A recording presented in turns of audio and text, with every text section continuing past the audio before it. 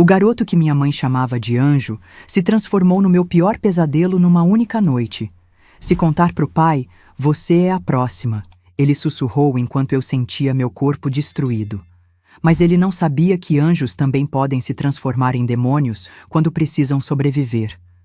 Olá, meus queridos e minhas queridas, que alegria poder estar aqui conversando com vocês hoje. Sou Janine Santos Silveira, tenho 73 aninhos bem vividos, nasci em Igaratá, São Paulo, mas hoje moro aqui nessa cidadezinha pacata de Chapada dos Guimarães, no Mato Grosso. É um lugar que me traz paz, sabe? Com esse ar puro da Chapada e essa vista que é uma bênção de Deus todos os dias.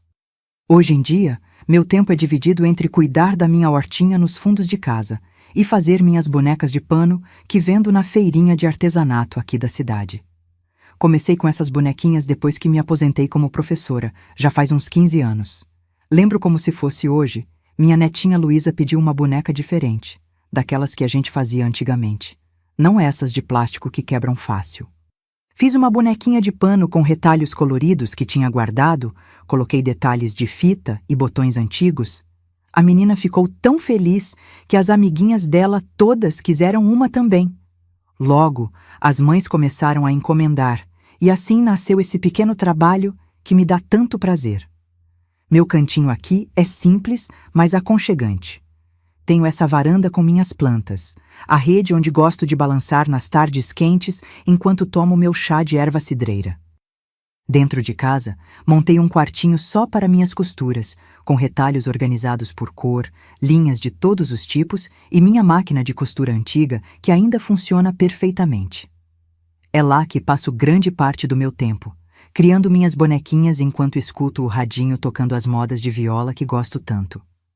Ah, e antes de continuar minha história, queria fazer um pedido especial para vocês que estão me assistindo. Me contem aqui nos comentários de qual cidadezinha vocês estão me assistindo e em que horinha do dia vocês encontraram esse vídeo. De manhãzinha com o café, depois do almoço ou já de noitinha. Eu sempre leio todos os comentários e fico tão feliz em saber de onde vocês são e quando tiram um tempinho do dia para ouvir as histórias dessa vovó aqui. Me conta, viu? E se puder, deixe seu like e se inscreva no canal para não perder nenhuma história.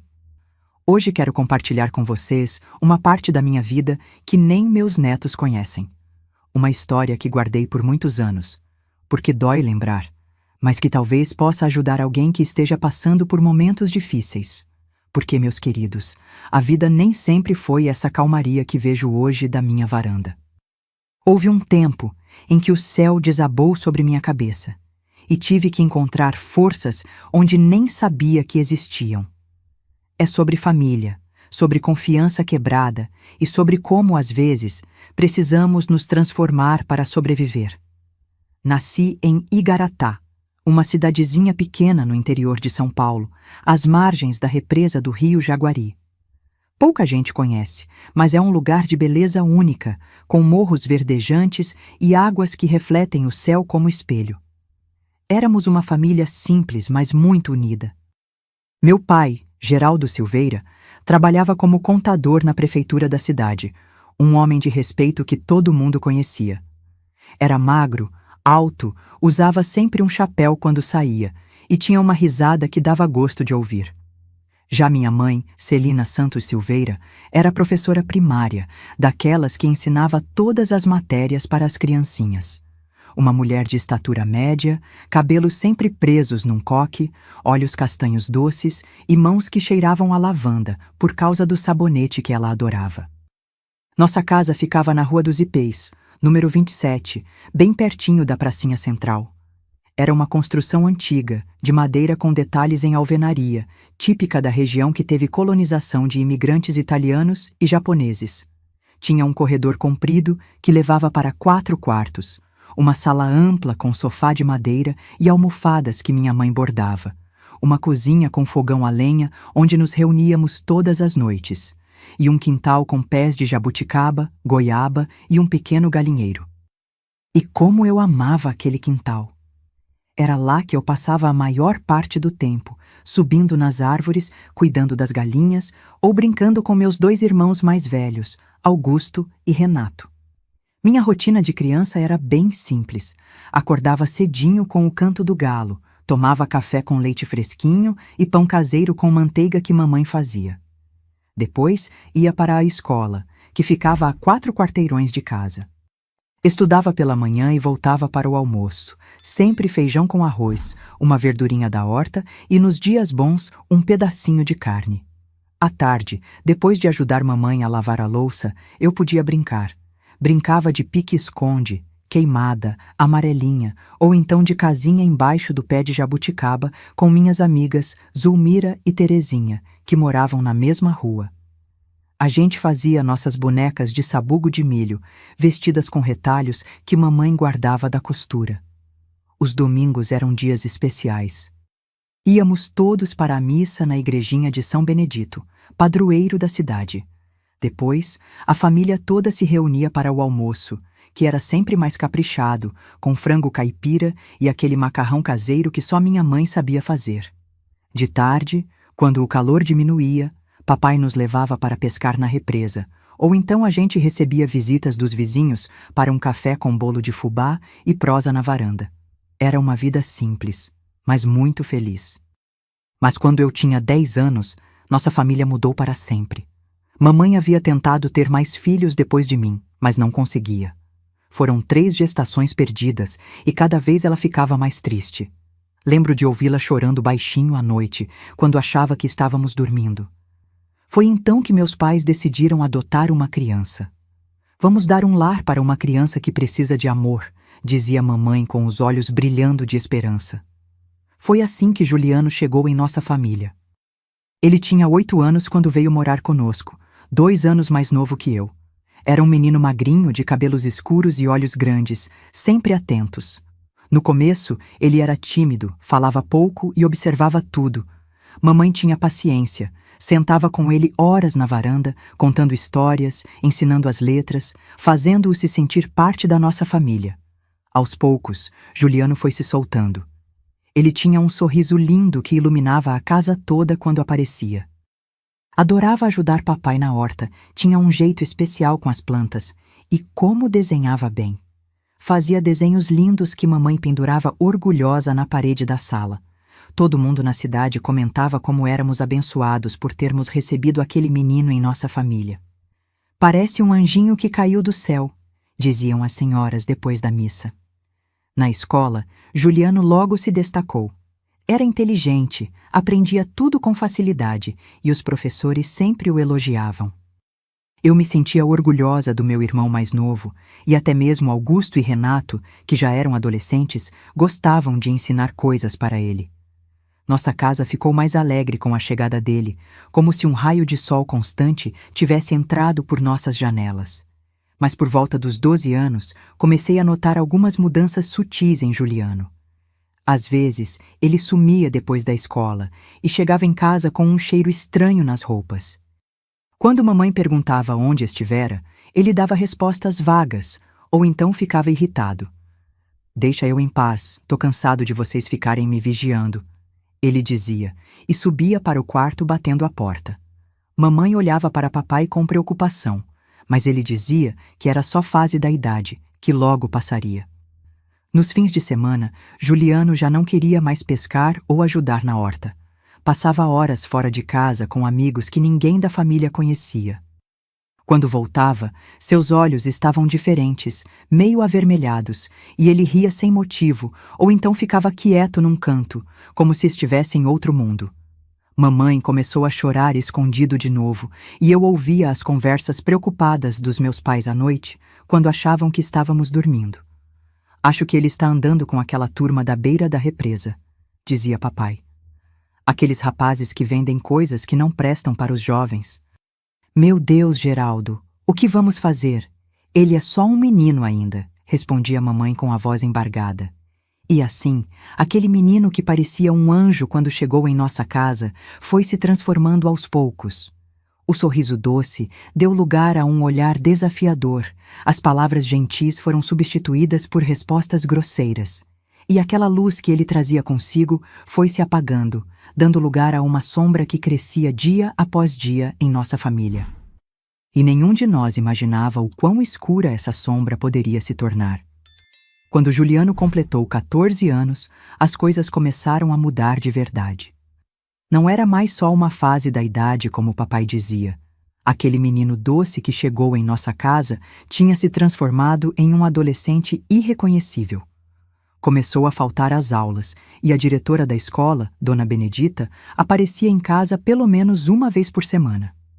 Seu Geraldo, o Juliano não aparece na escola há 3 dias, ela dizia preocupada. Perguntamos para os colegas e eles falaram que ele está andando com aquela turma da beira da represa. A represa do Jaguari, que deveria ser um lugar de beleza e paz, como era para a maioria das famílias de Igaratá, tinha se tornado um ponto de encontro para jovens problemáticos. A cidade, que antes era conhecida apenas pela sua natureza exuberante e pelas águas cristalinas onde fazíamos nossos passeios de barco nos domingos de verão, agora também tinha seus cantos escuros, onde diziam que vendiam drogas e bebidas para menores. Lembro como se fosse hoje daquela noite de junho de 1965. Eu tinha 16 anos e estava ajudando mamãe a preparar o jantar.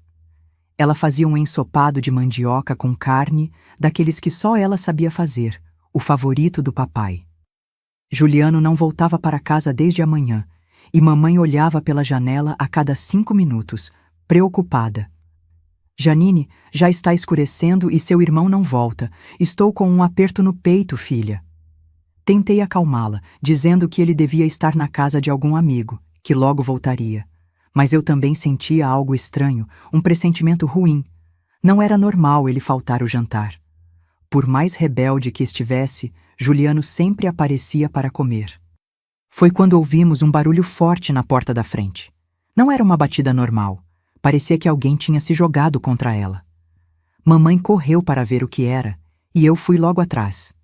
Quando abrimos a porta, Juliano quase caiu para dentro de casa. Estava cambaleando, com os olhos vermelhos e um cheiro forte de bebida e alguma coisa queimada nas roupas. Meu filho, o que aconteceu com você? Mamãe perguntou assustada, segurando-o pelos ombros. Juliano a empurrou com força, fazendo-a bater contra a parede. Me solta, sua velha chata. Tô cansado de vocês me controlando. Nunca vou esquecer o olhar de choque no rosto da minha mãe. Era como se tivesse levado um tapa, mas muito pior. O filho que ela tanto amava, que ela tinha escolhido para fazer parte da nossa família, estava tratando-a como se fosse uma estranha, uma inimiga. Juliano, peça desculpas para a mamãe agora, gritei, tomada de uma coragem que nem sabia que tinha. Ele virou para mim com um olhar que me gelou a alma. Não era mais o olhar do meu irmãozinho. Era o olhar de um estranho, alguém que eu não reconhecia. Cala a boca, sua idiota. Vocês não mandam em mim. Ninguém manda. Ele subiu as escadas batendo os pés e trancou-se no quarto. Mamãe chorava silenciosamente, encostada na parede. Fui até ela e a abracei. Vamos ligar para o papai, mãe. Ele precisa voltar mais cedo hoje. Papai estava trabalhando no turno da noite na prefeitura, fazendo horas extras para comprar um rádio novo que Juliano tanto queria. Ironia do destino.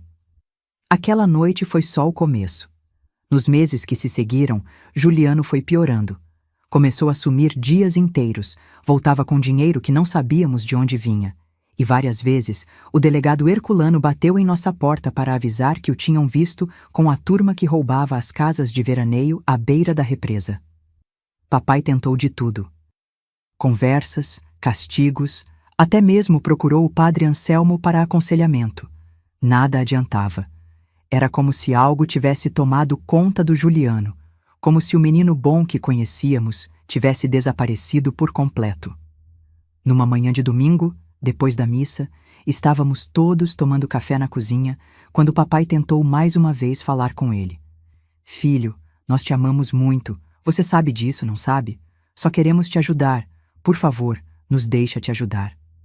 A resposta de Juliano foi um riso debochado. Ajudar? Vocês nunca me ajudaram em nada. Me trouxeram para essa família de merda só para se sentirem bem, para mostrarem para todo mundo como são bonzinhos. Olha só. Adotamos um órfão. Somos tão caridosos. Não é verdade, meu filho. Mamãe disse com a voz embargada. Nós te escolhemos porque te amamos desde o primeiro momento. Mentira! Vocês nunca me amaram de verdade. Eu sempre fui o diferente, o coitadinho. Bem, agora não sou mais coitadinho. Tenho meus próprios amigos, minha própria vida. Que amigos são esses que te ensinam a roubar e a se drogar? Papai perguntou, perdendo a paciência. Amigos de verdade. Gente que me aceita como eu sou, não como vocês que querem me transformar num bonequinho perfeito igual a essa idiota da Janine. Aquilo foi demais para a mamãe.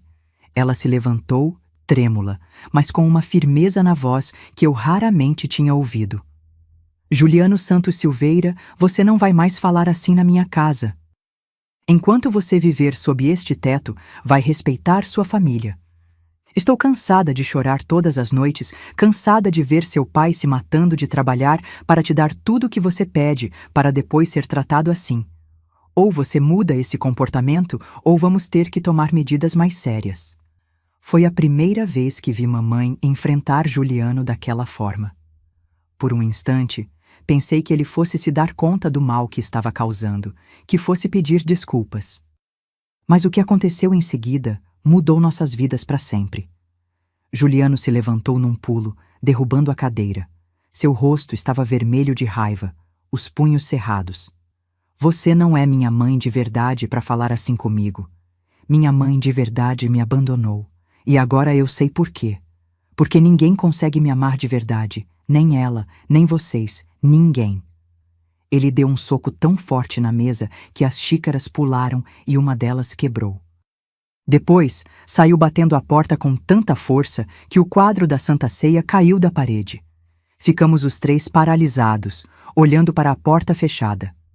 Augusto e Renato, meus irmãos mais velhos, já não moravam mais em casa.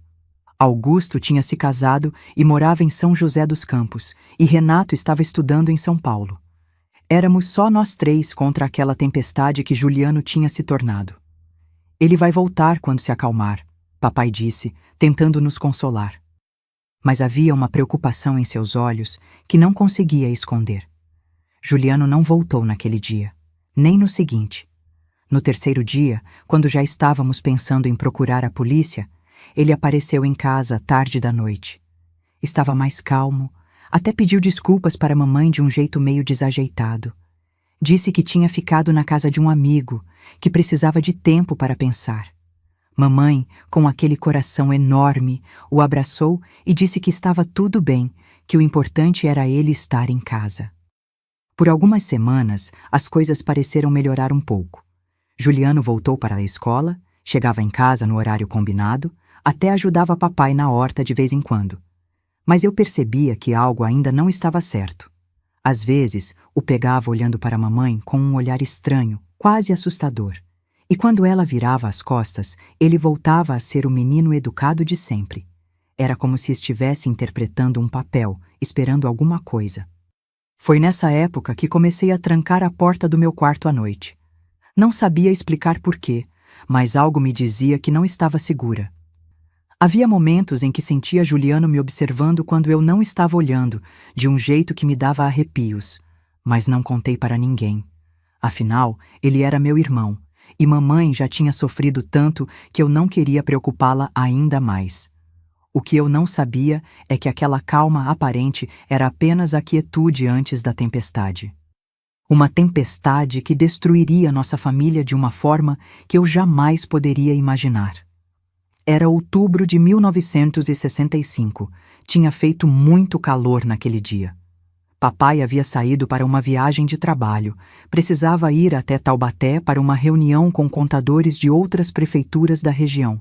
Ficaria fora por 2 dias. Cuidem-se bem, ele disse antes de partir, dando um beijo na testa de mamãe e um abraço em mim.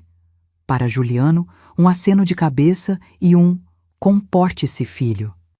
As coisas entre eles andavam tão difíceis que até os gestos de carinho tinham se tornado raros. Naquela tarde, eu estava ajudando mamãe a fazer doce de goiaba com as frutas que colhíamos no quintal.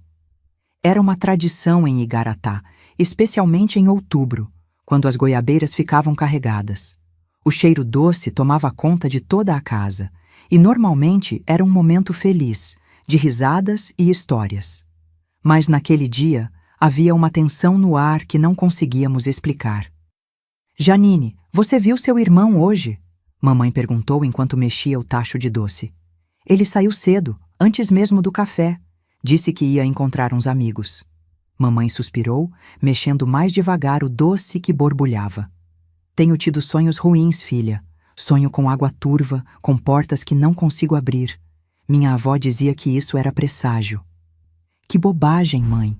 São só sonhos. Respondi, tentando acalmá-la, mas no fundo também sentia algo estranho, como se o ar tivesse ficado mais pesado.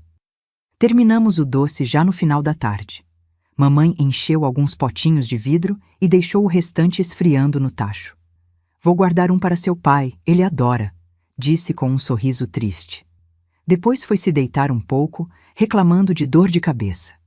Eu fiquei na cozinha limpando a bagunça. Quando terminei, fui para meu quarto estudar. Tinha uma prova de matemática no dia seguinte e queria estar bem preparada. O tempo passou e quando dei por mim, já estava escurecendo.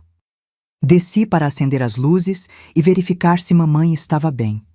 A casa estava estranhamente silenciosa.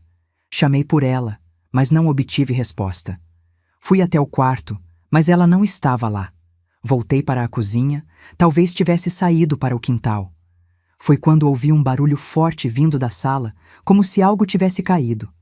Mãe! Chamei, caminhando devagar em direção à sala. O que vi quando entrei me faz tremer até hoje. Mamãe estava caída no chão. Sangue escorria de sua cabeça, formando uma poça escura no tapete claro que ela tanto gostava. E sobre ela, com uma expressão que jamais esquecerei, estava Juliano. Em sua mão, nosso abajur de cerâmica, agora quebrado e manchado de vermelho. "O que você fez?" gritei, correndo em direção à mamãe. Juliano me olhou como se só agora percebesse que eu estava ali. Seus olhos estavam vidrados, as pupilas tão dilatadas que mal se via a cor dos olhos. Seu corpo tremia levemente e havia um cheiro forte de álcool e outra coisa que na época eu não reconhecia, mas hoje sei que era droga.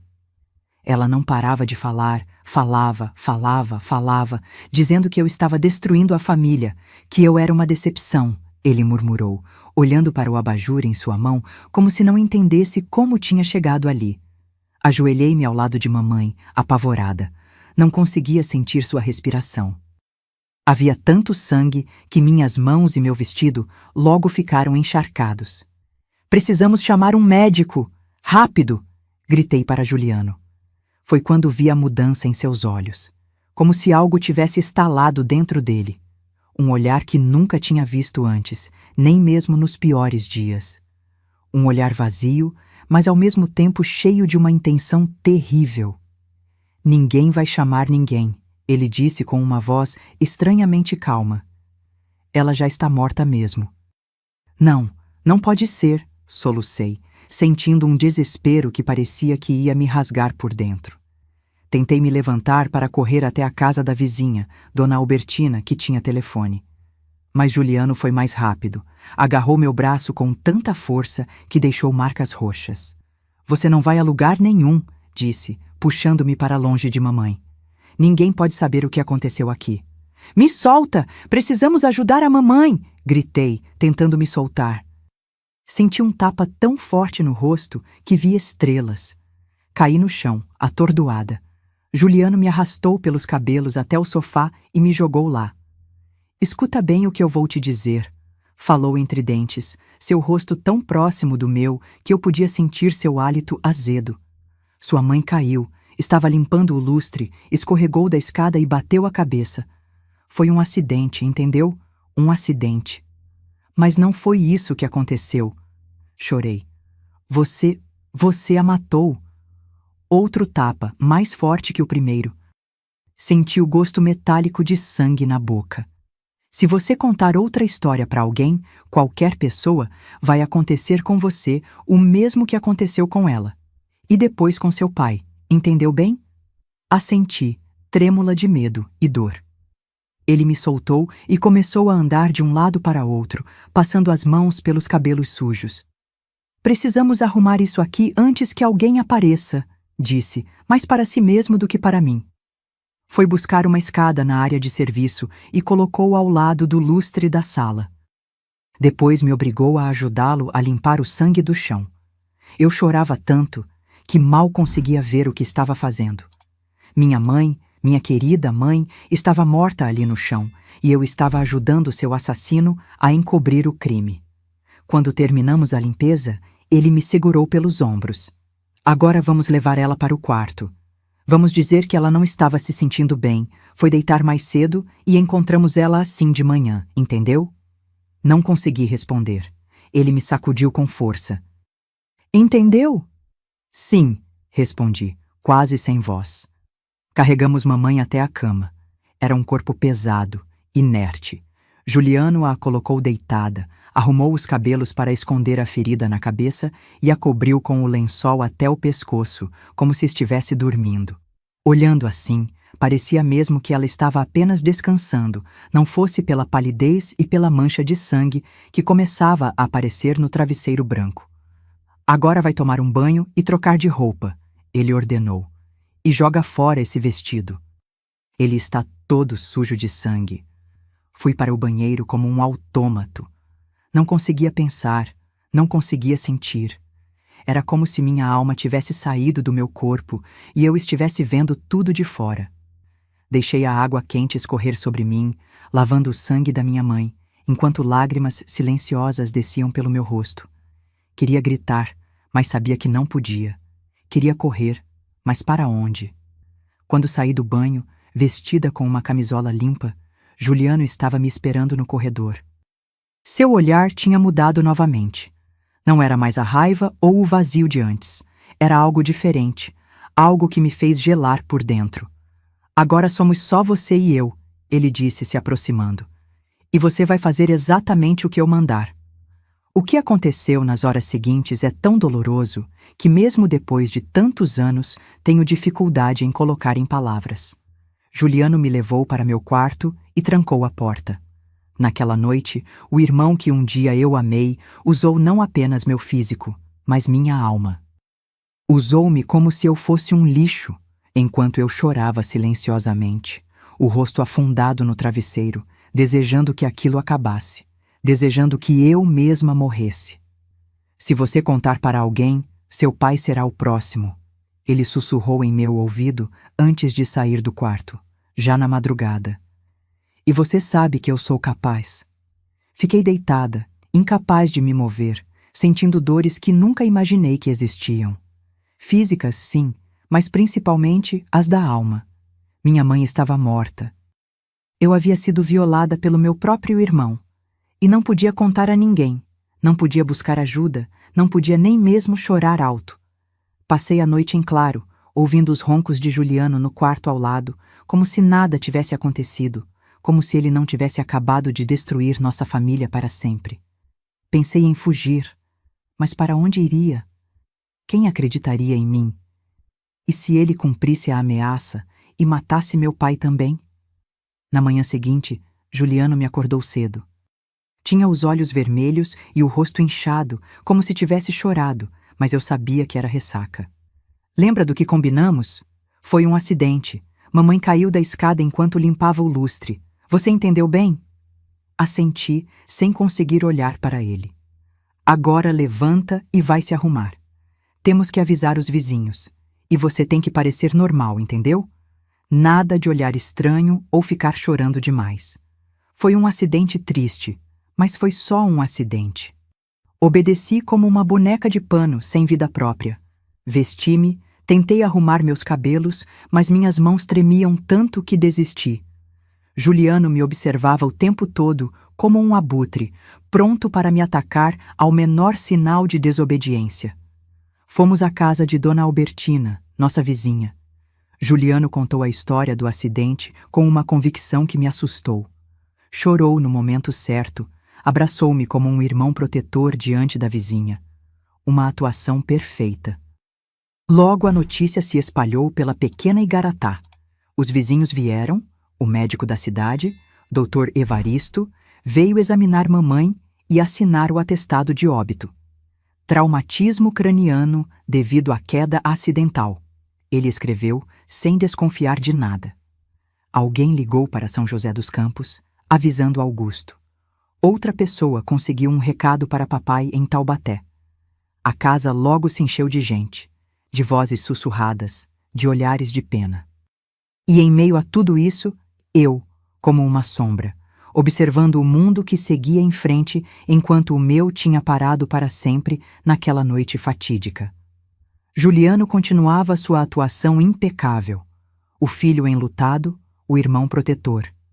Recebia os pêsames, agradecia as comidas que as vizinhas traziam, organizava os preparativos para o velório. Ninguém, absolutamente ninguém, suspeitava do monstro por trás daquela máscara de luto. E eu estava presa em um pesadelo do qual não conseguia acordar. Um pesadelo que continuaria na noite seguinte, e na outra, até o retorno do meu pai. Porque Juliano, como se não bastasse ter tirado minha mãe e minha inocência, voltou ao meu quarto nas 2 noites seguintes. E cada vez que ele abria aquela porta, uma parte de mim morria um pouco mais. Papai chegaria no final daquele dia. A casa estava limpa, o velório de mamãe já havia acontecido, e o enterro seria na manhã seguinte. Eu estava sentada na varanda, olhando para o nada, quando Juliano se aproximou. Meu corpo inteiro se enrijeceu, como um animal acuado que sente o predador por perto. O pai chega hoje, ele disse, sentando-se ao meu lado, perto demais. Lembra bem do que você vai dizer, não é? Assenti em silêncio. Naqueles 3 dias, tinha aprendido que quanto menos falasse, menos atenção chamaria dele. Olha para mim quando eu estou falando, ele ordenou, segurando meu queixo com força. Se você abrir a boca, se você contar qualquer coisa diferente do que combinamos, o próximo a ter um acidente vai ser ele, entendeu? Os olhos dele estavam turvos, como sempre ficavam quando usava aqueles cigarros estranhos ou tomava os comprimidos que escondia no fundo da gaveta.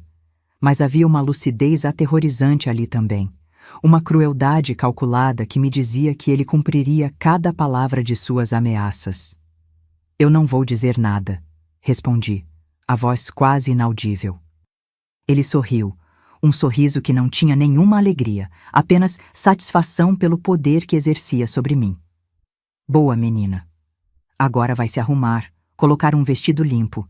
Tem que estar apresentável quando o pai chegar. Como uma autômata, fui para meu quarto e vesti o vestido preto que mamãe tinha feito para mim no Natal passado. Era a primeira vez que o usava. Mamãe nunca o veria em mim. Esse pensamento fez meus olhos se encherem de lágrimas novamente, mas sequei-as rapidamente. Não podia chorar. Tinha que parecer normal. A tarde se arrastou como se cada minuto durasse uma eternidade. Os vizinhos continuavam vindo, trazendo comida, palavras de conforto que não significavam nada para mim. Juliano os recebia, sempre atencioso, sempre interpretando o papel do filho enlutado, do irmão protetor. E todos acreditavam. Ninguém via o monstro por trás daquela máscara de luto. Quando o carro da prefeitura parou em frente à nossa casa, trazendo papai de volta, senti meu coração disparar. Uma parte de mim queria correr para ele, contar tudo, implorar por proteção. Mas a outra parte, a que tinha sido quebrada naqueles dias, sabia que isso seria uma sentença de morte para ele. Papai desceu do carro com o rosto devastado. Alguém tinha conseguido avisá-lo em Taubaté e ele voltou o mais rápido que pôde. Seus olhos procuraram os meus assim que entrou em casa, e o que vi neles me partiu o coração mais uma vez. Uma dor profunda, uma confusão, como se ele não conseguisse acreditar no que estava acontecendo. Janine, ele murmurou, abrindo os braços. Corri para ele e o abracei com toda a força que tinha. Queria ficar ali para sempre, protegida, segura. Mas sobre o ombro dele, vi Juliano nos observando, os olhos frios me lembrando de nossas combinações. Papai, eu sinto muito. Chorei, e pela primeira vez desde o ocorrido, as lágrimas vieram genuínas, incontroláveis. O que aconteceu, filha? Como? Por quê? Ele não conseguia formar frases completas. A dor era grande demais. Antes que eu pudesse responder, Juliano se aproximou, colocando a mão em meu ombro com força suficiente para me machucar, mas de um jeito que parecia apenas um gesto de conforto aos olhos de papai. Foi um acidente terrível, pai, ele disse, a voz embargada. Mamãe estava limpando o lustre, usou a escada velha e caiu, bateu a cabeça. Quando encontramos ela, papai caiu de joelhos, soluçando como uma criança. Juliano se ajoelhou ao lado dele, abraçando-o, enquanto me olhava por cima do ombro de papai. Um olhar que dizia claramente: "Viu como se faz?" Aquela noite foi a mais longa da minha vida. Papai não conseguia parar de chorar. Os vizinhos se revezavam para ficar conosco, mas eventualmente foram embora, deixando apenas nossa família despedaçada. Um pai destruído pela dor, uma filha presa num pesadelo e o monstro que havia causado tudo aquilo. Quando finalmente fui para meu quarto, tarde da noite, tranquei a porta e empurrei a cômoda contra ela. Não aguentaria mais uma noite nas mãos de Juliano. Preferia morrer. Mas mesmo assim, fiquei acordada a noite toda, sentada na cama, abraçada aos joelhos, tremendo a cada barulho no corredor, imaginando que a qualquer momento ele poderia derrubar a porta. O enterro no dia seguinte foi como um borrão em minha memória. Tantas pessoas, tantas palavras vazias de conforto. Papai parecia um fantasma, pálido, os olhos vermelhos de tanto chorar. Juliano continuava seu teatro, recebendo condolências, agradecendo a presença de todos. E eu estava lá, parada ao lado do caixão de minha mãe, incapaz de dizer adeus, incapaz de processar que nunca mais ouviria sua voz, sentiria seu abraço. Nos dias que se seguiram, uma rotina sombria se instalou em nossa casa. Papai mal conseguia sair da cama. Juliano assumiu o controle de tudo. Pagava as contas, fazia compras, cozinhava. Aos olhos de todos, era o filho perfeito, cuidando da família em um momento tão difícil. Ninguém sabia que ele vinha ao meu quarto todas as noites, que eu tinha que manter a cômoda contra a porta e fingir que estava dormindo para que ele desistisse depois de bater algumas vezes. 2 semanas após o enterro, notei que Juliano estava cada vez mais irritado com minhas recusas. Suas batidas na porta do meu quarto eram mais fortes, suas ameaças, sussurradas no café da manhã, mais intensas. Sabia que não conseguiria manter aquela resistência por muito tempo.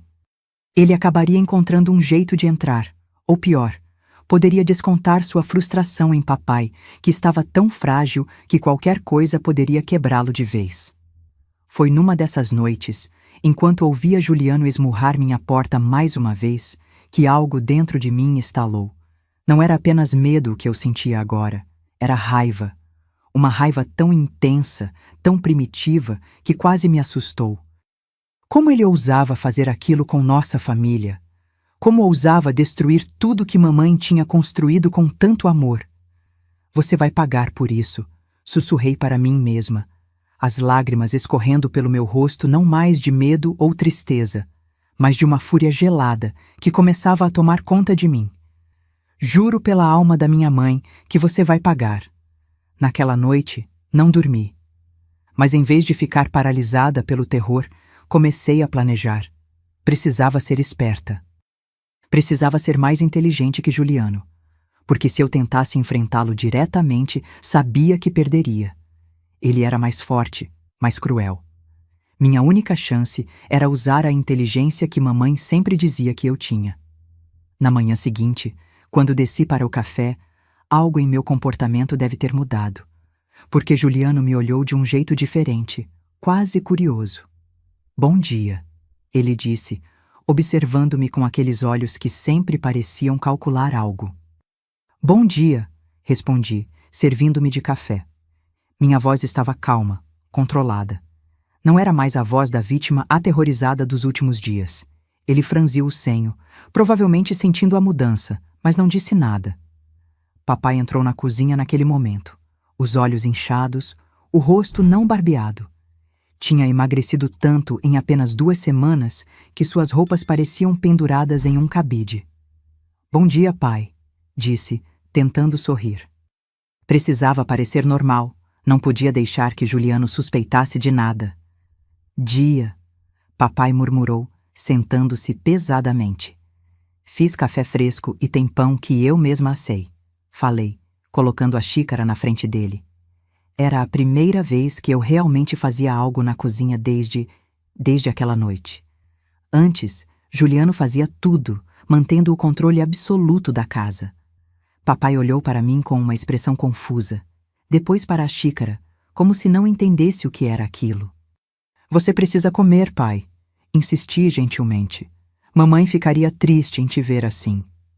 Ao mencionar mamãe, vi os olhos dele se encherem de lágrimas. Mas ele pegou a xícara e deu um pequeno gole, como se quisesse me agradar. Você está diferente hoje, Juliano comentou quando papai saiu da cozinha, levando o café que mal tocou para o quarto. Dei de ombros. A vida continua, não é? Não podemos ficar para sempre no escuro. Ele me estudou por um longo momento, como se tentasse decifrar se havia alguma armadilha em minhas palavras. Finalmente, sorriu aquele sorriso frio que eu tanto odiava. Fico feliz que você esteja entendendo como as coisas são agora, disse, inclinando-se para perto de mim. Talvez você não precise mais trancar a porta do seu quarto à noite. Engoli em seco, lutando contra o impulso de me afastar. Talvez não, respondi, forçando-me a manter contato visual.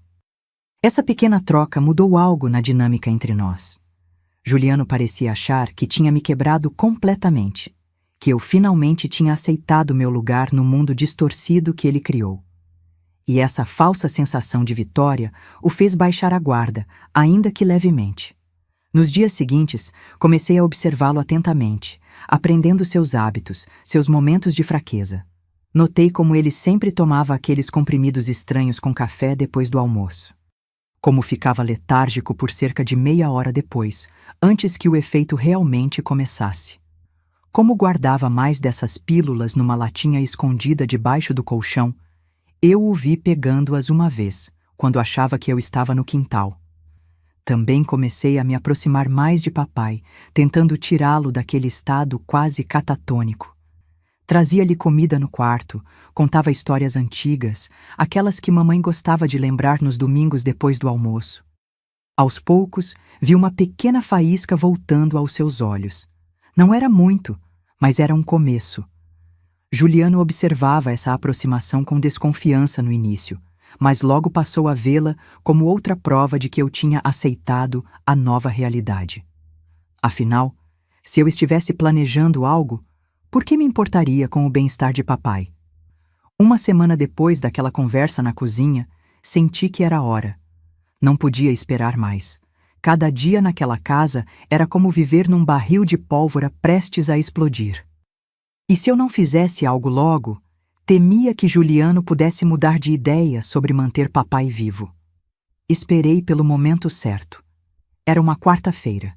Papai tinha ido ao médico na cidade, sua primeira saída de casa desde o enterro. Juliano estava inquieto, andando de um lado para outro, fumando um daqueles cigarros que o deixavam estranho. Quer que eu faça um café? Perguntei, tentando soar casual. Você parece nervoso. Ele me olhou, surpreso com a oferta. Normalmente eu fazia de tudo para ficar longe dele quando estávamos sozinhos em casa. Pode ser, respondeu, ainda desconfiado.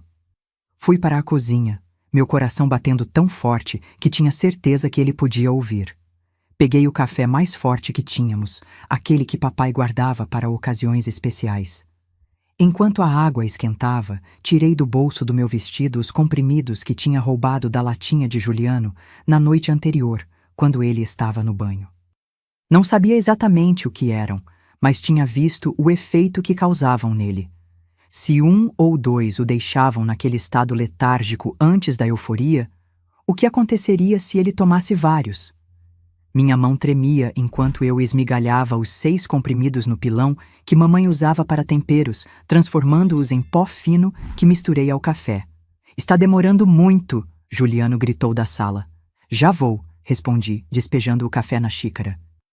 Adicionei bastante açúcar para disfarçar qualquer gosto estranho e levei para ele. Juliano pegou a xícara, me olhando fixamente como se procurasse algum sinal de traição. Tomou um pequeno gole, depois outro. Está bom, disse surpreso. Você fez diferente. Usei o café especial do papai. Achei que você merecia, respondi, forçando um sorriso. Ele sorriu de volta, aquele sorriso que não chegava aos olhos, e continuou bebendo. Eu me sentei na poltrona em frente, fingindo ler uma revista, mas observando-o por cima das páginas. Aos poucos, vi os efeitos começarem. Primeiro ele ficou mais relaxado, afundando-se no sofá. Depois, seus olhos começaram a ficar pesados, e ele piscava lentamente, como se lutasse contra o sono. Que café estranho, murmurou, a voz já arrastada. O que você... Não terminou a frase. Sua cabeça pendeu para o lado e a xícara escorregou de sua mão, derramando o resto do café no tapete. O mesmo tapete onde o sangue de mamãe tinha formado uma poça naquela noite horrível. Levantei-me devagar, o coração ainda acelerado, e me aproximei. Juliano estava inconsciente, a respiração pesada e irregular. Por um momento, senti uma pontada de medo. E se eu tivesse exagerado na dose? E se ele morresse? Mas logo afastei esse pensamento. Depois do que ele fez, seria apenas justiça. Não tinha muito tempo. Papai voltaria do médico em breve e eu precisava estar pronta. Corri para o quarto de Juliano e comecei a revirar suas coisas. Encontrei mais daqueles comprimidos na latinha embaixo do colchão. Um saquinho com um pó branco escondido dentro de uma meia no fundo da gaveta e uma pequena arma enrolada numa camisa velha. Peguei tudo e levei para a sala, colocando ao lado dele no sofá. Depois fui até o telefone e disquei o número da delegacia. Delegacia de Igaratá, delegado Herculano falando, respondeu a voz rouca do outro lado da linha. Seu delegado é a Janine Silveira, falei, a voz trêmula, mas decidida. Preciso que o senhor venha urgente para minha casa. É sobre a morte da minha mãe. Não foi um acidente. O delegado Herculano chegou em menos de 15 minutos. Quando abri a porta, vi que ele tinha trazido também o sargento Clovis, um homem corpulento com um bigode espesso que inspirava respeito. Os dois me olharam com uma mistura de curiosidade e preocupação. Onde está seu irmão, menina? Perguntou o delegado, tirando o chapéu ao entrar. Na sala, respondi, conduzindo-os. Ele está inconsciente. Quando entramos, Juliano continuava desacordado no sofá, respirando pesadamente, com as drogas e a arma expostas ao seu lado. O delegado olhou para aquela cena e franziu o senho. O que aconteceu aqui? Respirei fundo. Era a hora da verdade. Uma verdade que estava presa dentro de mim como um veneno corrosivo há quase 3 semanas. Minha mãe não morreu num acidente. Comecei, sentindo as palavras saírem como pedras da minha garganta. Juliano a matou, eu vi tudo. O delegado e o sargento trocaram olhares graves. O delegado fez um gesto para que eu continuasse. Com a voz trêmula, mas determinada, contei tudo.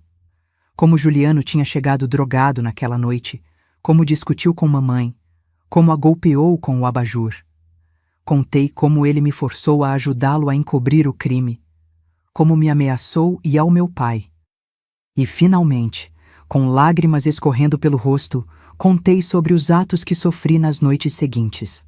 O sargento Clovis empalideceu visivelmente durante meu relato, sua mão instintivamente indo para a arma na cintura quando mencionei aqueles atos nojentos. Já o delegado Herculano manteve-se impassível, mas seus olhos revelavam uma fúria contida. Por que não disse nada antes, menina? Perguntou ele quando terminei. Ele ameaçou matar meu pai se eu contasse, respondi, secando as lágrimas com a manga do vestido. Eu sabia que ele seria capaz. Depois do que vi, tinha certeza que ele não hesitaria. Nesse momento, Juliano começou a se mexer no sofá, resmungando algo ininteligível. O sargento Clovis rapidamente se posicionou sobre ele, algemas em punho. E como ele ficou nesse estado? Perguntou o delegado, observando Juliano com desprezo. Contei sobre o café com os comprimidos. Não menti.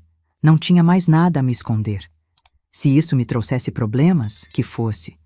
Não aguentava mais viver naquele inferno. Para minha surpresa, o delegado apenas assentiu. Legítima defesa, murmurou, mais para si mesmo do que para mim. Qualquer juiz entenderia. Juliano acordou completamente quando o sargento Clovis colocou as algemas em seus pulsos. Seus olhos, ainda turvos pelas drogas, se arregalaram ao ver os policiais. Depois se fixaram em mim com um ódio tão intenso que me fez recuar. Sua vadia traiçoeira, urrou ele, tentando se levantar, mas o sargento o manteve firmemente pressionado contra o sofá. Você vai pagar por isso! Eu vou te matar! Vou matar seu pai! Cala a boca, moleque! Ordenou o delegado Herculano, sua voz cortando o ar como uma chicotada. Você está preso pelo assassinato de Celina Santos Silveira e pelo abuso de Janine Silveira. Tudo o que disser pode e será usado contra você no tribunal. Juliano continuou berrando ameaças enquanto o arrastavam para fora da casa, mas suas palavras já não me afetavam como antes. Era como se um peso enorme tivesse sido tirado dos meus ombros. Pela primeira vez em semanas, respirei sem sentir aquela opressão no peito. O sargento Clovis levou Juliano para a viatura, enquanto o delegado permaneceu comigo. Vamos precisar de um depoimento oficial na delegacia, ele disse, sua voz agora mais suave. E você vai precisar passar por um exame médico. Assenti, sentindo um rubor de vergonha subir pelo meu rosto, mas sabia que era necessário. E meu pai? Perguntei. Como vou contar a ele? O delegado colocou a mão no meu ombro, um gesto paternal que me lembrou dolorosamente de mamãe. Quer que eu esteja aqui quando ele chegar? Posso ajudar a explicar. Por favor, respondi, grata pela oferta. Não esperamos muito. Logo ouvimos o carro parar em frente à casa e papai entrou, parando abruptamente ao ver o delegado Herculano na sala. O que aconteceu? Perguntou, o rosto pálido de preocupação. Onde está Juliano? O delegado fez um gesto para que ele se sentasse e papai obedeceu, parecendo ainda mais envelhecido e frágil sob a luz da tarde que entrava pelas janelas. Seu Geraldo, começou o delegado. Tenho notícias difíceis.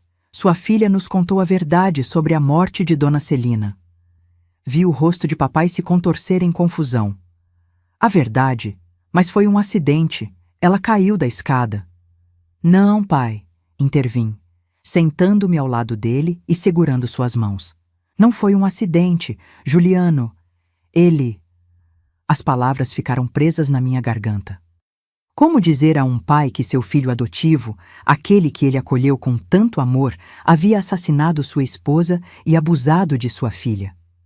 O delegado Herculano percebeu minha dificuldade e assumiu a narrativa, explicando com palavras diretas, mas respeitosas, o que realmente tinha acontecido naquela noite fatídica e nos dias que se seguiram. Papai ouviu tudo em silêncio, o rosto uma máscara de horror crescente. Quando o delegado terminou, ele se virou para mim, os olhos marejados. É verdade, filha? Tudo isso? Assenti, incapaz de falar, as lágrimas voltando com força total. Papai me puxou para um abraço tão apertado que quase doeu, mas era uma dor bem-vinda. Era o abraço de proteção que eu tanto precisava nas últimas semanas. Minha filha, minha menina, como pude não perceber? Como deixei isso acontecer? Ele soluçava, segurando meu rosto entre suas mãos trêmulas. Perdoe-me, filha. Perdoe seu pai por não ter te protegido. Não foi sua culpa, pai, respondi entre lágrimas. Ele enganou a todos nós, até o fim. O delegado nos deu alguns momentos. Depois explicou que precisaria me levar à delegacia para o depoimento oficial e ao posto médico para os exames. Papai insistiu em vir junto, é claro. Não se afastaria de mim nem por um segundo a partir daquele momento. As horas seguintes foram um borrão de depoimentos, exames humilhantes e mais lágrimas. Mas havia uma diferença fundamental. Agora, eu não estava mais sozinha. Papai estava ao meu lado, segurando minha mão quando os procedimentos permitiam, esperando pacientemente do lado de fora quando não permitiam. Soube depois que Augusto e Renato também foram chamados à delegacia para prestar depoimento sobre o comportamento de Juliano nos últimos tempos. Ambos confirmaram as mudanças que haviam notado, como ele tinha se tornado agressivo e instável. Devo ter sentido que algo estava errado, disse Augusto ao delegado. pois vinha pensando em visitar vocês, mas com o trabalho e o bebê pequeno. Me sinto tão culpado agora. Renato, sempre mais calado e observador, revelou que tinha visto Juliano com a turma da beira da represa uma vez, quando veio passar um fim de semana em casa. Eles estavam fumando algo estranho e trocando pacotinhos. Falei para ele se afastar daquela gente, mas ele riu na minha cara e disse que eu não mandava nele. A investigação foi rápida. As provas eram contundentes. Além do meu testemunho, havia o laudo médico que comprovou o abuso, as drogas encontradas com Juliano e a perícia feita na nossa casa, que encontrou vestígios de sangue no tapete da sala, mesmo após nossas tentativas de limpá-lo. A arma encontrada no quarto dele também o ligava a uma série de roubos nas casas de veraneio da região. Aparentemente, Juliano fazia parte de uma gangue que aterrorizava os turistas havia meses. O julgamento aconteceu 3 meses depois. Foi um período difícil, mas de lenta recuperação. Papai e eu nos mudamos temporariamente para a casa de Augusto, em São José dos Campos. Não conseguíamos mais ficar naquela casa em Igaratá, onde cada canto nos lembrava do que tínhamos perdido e do horror que tínhamos vivido. Não precisei testemunhar pessoalmente no tribunal, graças aos esforços do promotor, Dr. Abelardo, que argumentou que isso seria uma segunda vitimização. Meu depoimento gravado na delegacia foi considerado suficiente. Juliano foi condenado por homicídio doloso, estupro e associação criminosa. Recebeu uma pena de 30 anos, sem direito a recursos. A última vez que o vi foi no dia em que foi levado da delegacia para o presídio estadual em Tremembé. Ele me olhou com aqueles olhos vazios de humanidade e disse: "Isso não acabou, Janine. Um dia eu volto." Mas suas palavras já não tinham poder sobre mim. Estava livre dele, finalmente. Demoramos mais de 1 ano para começar a reconstruir nossas vidas. Papai nunca se recuperou completamente. Como poderia? Perdeu a esposa que amava e descobriu que o filho que acolheu em seu lar era um monstro. Mas aos poucos foi encontrando pequenas razões para continuar. Seu trabalho na prefeitura, o nascimento do segundo filho de Augusto, meus progressos na escola. Quanto a mim, tinha pesadelos quase todas as noites. Acordava gritando, suando frio, acreditando que Juliano estava no quarto. Papai vinha correndo, me abraçava até que parasse de tremer, murmurando palavras de conforto que lentamente começaram a fazer sentido. O Dr. Osvaldo, médico da família há anos, nos recomendou que eu conversasse com Dona Teresa, uma senhora que ajudava pessoas com problemas da alma, como ele delicadamente colocou. Hoje eu entendo que ela era o que chamariam de terapeuta, mas naquela época, em uma cidade pequena do interior, essas coisas não tinham nome. Dona Teresa me recebeu em sua casa de madeira nos arredores de São José dos Campos com um chá de camomila e uma paciência infinita. Foi a primeira pessoa com quem consegui realmente falar sobre tudo o que tinha acontecido, sem medo de julgamento ou pena. "O que aconteceu com você não é quem você é", ela me disse em um dos nossos encontros. "É algo que aconteceu com você, não algo que você é." Aquelas palavras foram como uma semente plantada em solo árido. Demorou para germinar, mas quando finalmente brotou, mudou tudo. Aos poucos, com a ajuda de Dona Teresa, de papai, de meus irmãos e de alguns poucos amigos que não se afastaram depois do escândalo, comecei a me reconstruir. Não era a mesma Janine de antes. Aquela menina inocente tinha morrido naquela noite de outubro.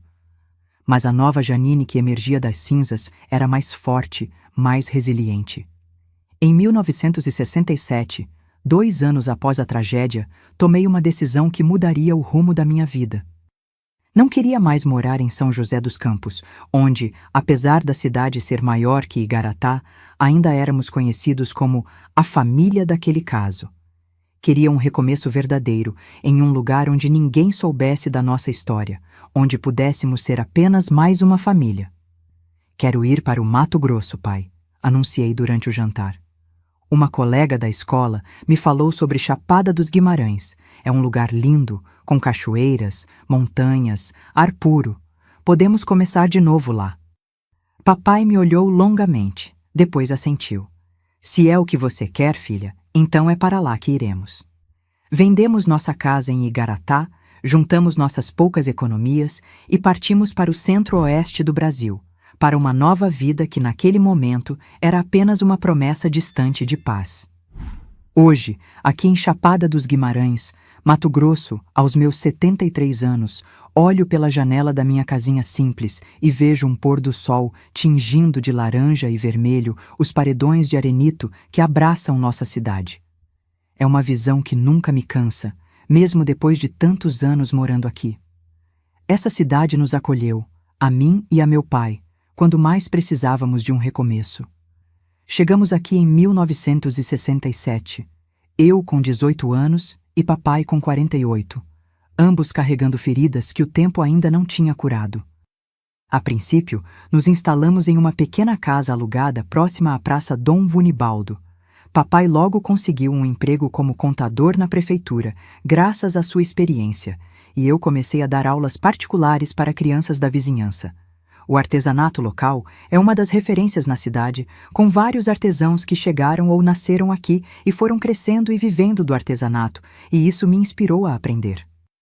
Uma senhora, Dona Zuleika, me ensinou a fazer bordados típicos da região, e foi assim que comecei minha jornada como artesã. Com o tempo, me formei professora e trabalhei na escolinha municipal por mais de 30 anos. Ensinei gerações de crianças chapadenses a ler e escrever, sempre com o carinho e a paciência que mamãe tinha me ensinado. Foi um trabalho que trouxe cura para minha alma ferida. Cada sorriso de criança, cada olhinho brilhando ao descobrir o mundo das letras, era como um pequeno remendo no meu coração partido. Papai viveu conosco até 1992, quando partiu para se juntar à mamãe. Nos seus últimos anos, voltou a sorrir. Fez amigos, pescava no Rio Claro com alguns senhores da cidade, frequentava a igreja. A Chapada, com sua natureza exuberante e seu povo acolhedor, foi um bálsamo para nós dois. Depois que me aposentei, há 15 anos, dediquei-me completamente ao artesanato. Minhas bonecas de pano se tornaram conhecidas na região. Uso retalhos coloridos, fitas e botões antigos para criar cada uma, com seus rostinhos sorridentes e roupas caprichadas. Vendo-as na feirinha que acontece na praça aos fins de semana, onde muitos turistas que visitam as cachoeiras e o Parque Nacional param para comprar lembranças. Minha vida hoje é tranquila e abençoada. Tenho minha casinha própria, um pequeno sobrado de madeira e alvenaria com uma varanda onde coloco minha rede nas tardes quentes. Nos fundos, mantenho uma horta com temperos, verduras e algumas plantas medicinais, como a erva cidreira que uso para fazer chá todas as noites antes de dormir. Tenho bons amigos aqui. Dona Elvira, minha vizinha há mais de 40 anos, toma café comigo quase todas as manhãs. Seu Honorato, o barbeiro aposentado, sempre passa para um dedinho de prosa no fim da tarde. E as crianças da vizinhança me chamam de Vovó Janine, mesmo as que não são meus netos de verdade. A culinária da região é fortemente influenciada pelas tradições indígenas e pela cultura pantaneira, algo que aprendi a apreciar com o tempo. Gosto de preparar arroz com pequi nas ocasiões especiais, e meu bolo de arroz é famoso entre os vizinhos. Meus sobrinhos, filhos de Augusto e Renato, vêm me visitar regularmente, trazendo os pequenos para passar as férias de julho aqui, quando acontece o festival de inverno. É uma alegria ver a casa cheia, ouvir risos de crianças correndo pelo quintal, como nos tempos em que nossa família ainda estava inteira. Casei-me uma vez, com Arlindo, um professor de geografia que conheci na escola onde trabalhávamos. Foram 10 anos felizes, mas ele partiu cedo, vítima de um infarto. Não tivemos filhos, mas seus sobrinhos também me consideram como avó, o que me enche de alegria. As cicatrizes do passado ainda estão aqui, não vou negar. Às vezes, acordo no meio da noite com o coração disparado, lembrando daqueles dias terríveis. Mas aprendi a conviver com essas memórias. Elas não definem quem sou, apenas fazem parte da minha história. A dor que um dia achei que me destruiria acabou me tornando mais forte, mais compassiva. Descobri que a vida, mesmo depois das piores tempestades, encontra um jeito de florescer novamente. Como as flores do cerrado que renascem mais vibrantes depois do fogo, minha alma encontrou sua própria forma de renascer aqui, neste pedacinho de paraíso chamado Chapada dos Guimarães.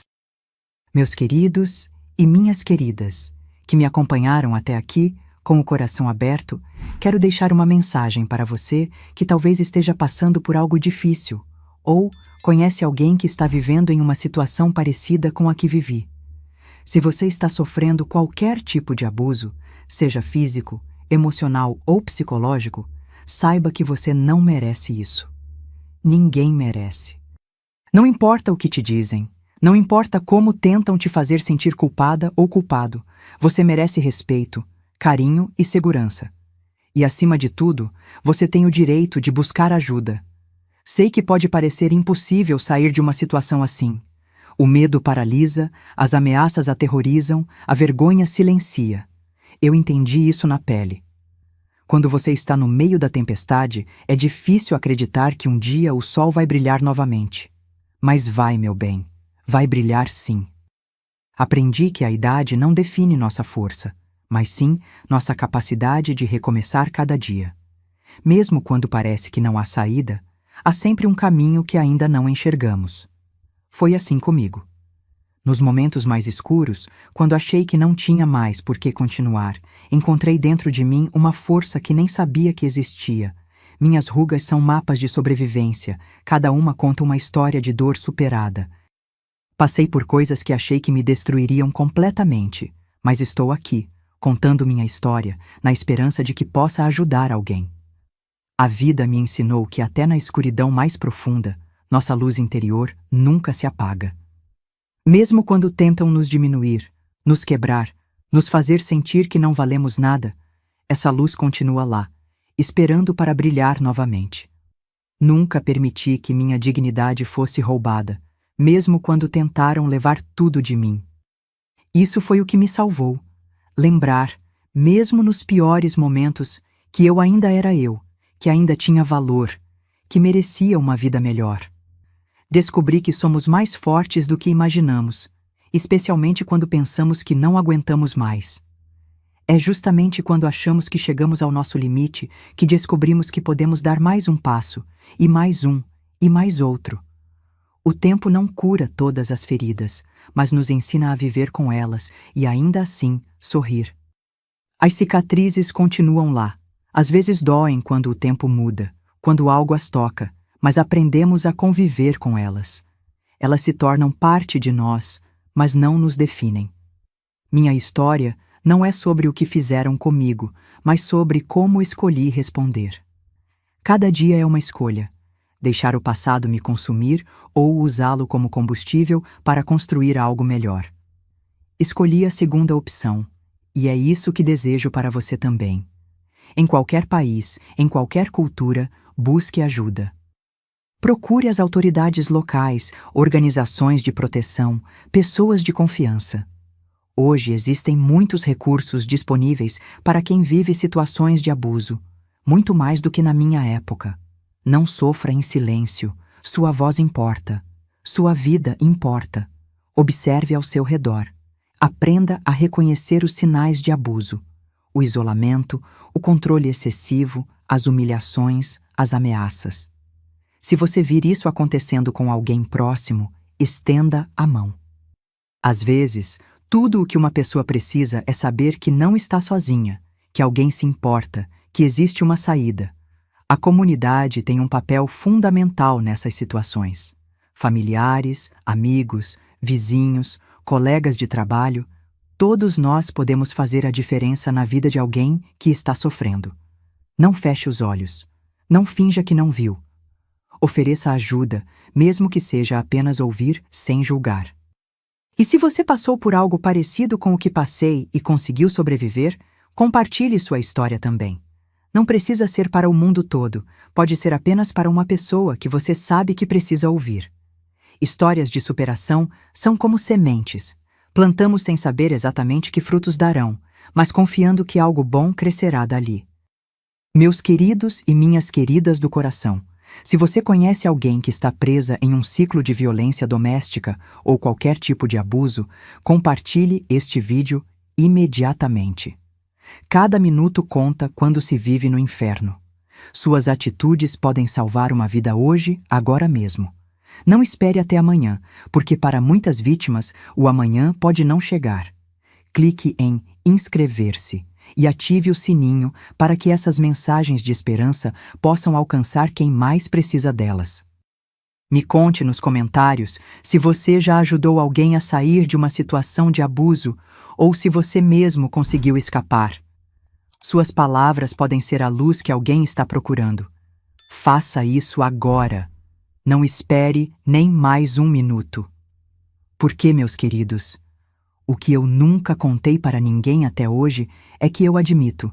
Pensei em cometer atos contra meu corpo extremamente maléficos. Eu era uma pessoa muito fraca mentalmente, e isso me fazia sofrer por coisas que estavam fora do meu controle. Por isso, quero que todas que me olharam até agora comentem nos comentários a seguinte palavra: força. Obrigada a todos que me assistiram até aqui. Beijos.